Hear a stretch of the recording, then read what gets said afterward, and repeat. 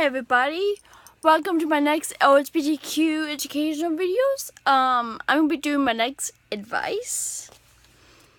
What about exgay ministries and so-called reparative therapy? Can they help me?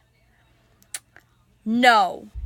Not only do these measures like pray the gay away not work, but also they are likely to harm you. Every major mainstream medical, psychiatric, and psychological association has denounced this type of so-called therapy.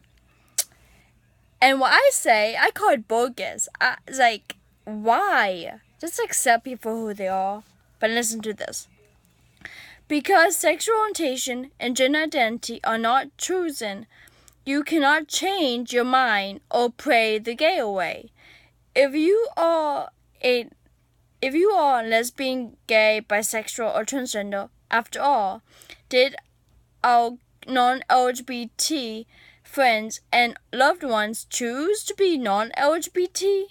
These reparative measures have been proven to cause serious damage and potentially dire consequences for the patients involved. A few things to know. In 1990, the American Psychological Association stated that scientific evidence shows that reparative therapy does not work and that it can do more harm than good. In 1997, the American Psychological Association again publicly cautioned against reparative therapy, also known as conversion therapy. Taking it long to realize that, but okay, I'm glad they realized that. I hate that kind of therapy. In 1998, the American Psychiatric Association declared its opposition to reparative therapy, stating that psychiatric literature strongly demonstrates that treatment attempts to change sexual orientation are ineffective. However, the potential risks are great, including depression, anxiety, and self-destructive suicidal behavior. And that's what I was saying in my first advice video of this season. I talked about self-harm, endangerment. And sometimes when you are forced to bring them to these kind of therapies to get rid of the gay or transgender or whatever, to have them be normal, it does do more harm than good, and they would feel like they would feel the pressure that they are abnormal, and they would start to cut themselves or would try to kill themselves just because they're so insecure with who they are. And that's very, very sad.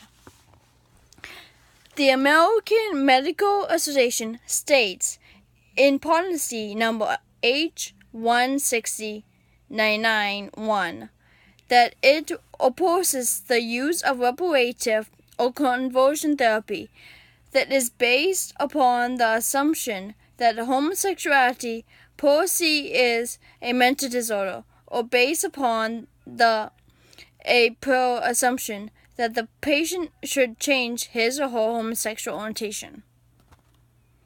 In 2001, the U.S. Surgeon General's call to action to promote sexual health and responsible sexual behavior asserted that homosexuality is not a reversible lifestyle choice. It's not.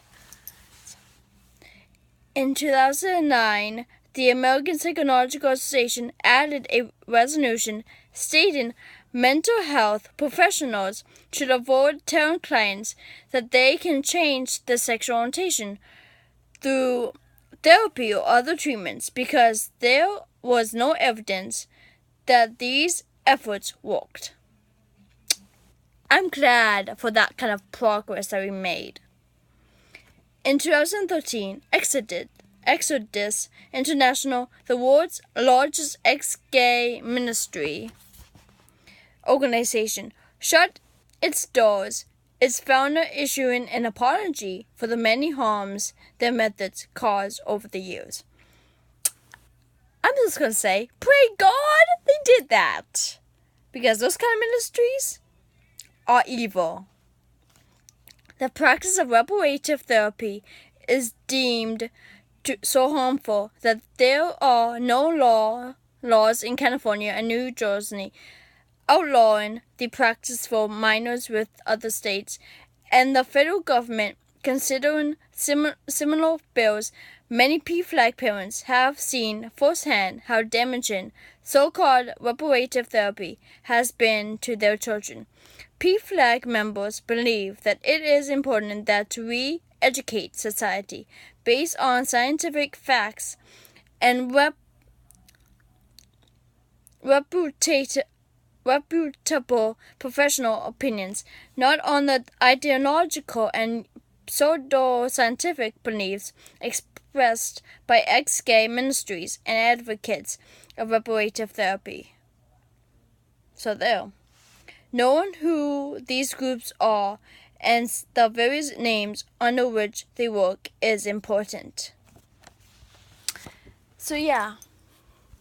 But like I said, if you haven't, like I've been saying in all these videos, if you're having trouble with your LGBTQ identity, I do recommend you try to find a safe space. Like go to Safe Homes on Thursday, Fulman Street, Worcester, Mass. On Thursday nights from 6 to 9. They also have one-on-one counseling on Thursday nights and one-on-one counseling there on Tuesday from, I think, 2 to 6. You could go to P-Flag. You can pin your parents to P-Flag, your friends to P-Flag on every third Wednesday of each month from 6 to 9. And then you could also go to Swagly. Oh yeah, by the way, P-Flag is at the same place as Safe Homes. You can go to Swagly at, I put the address, it's on Green Street, Worcester, Mass.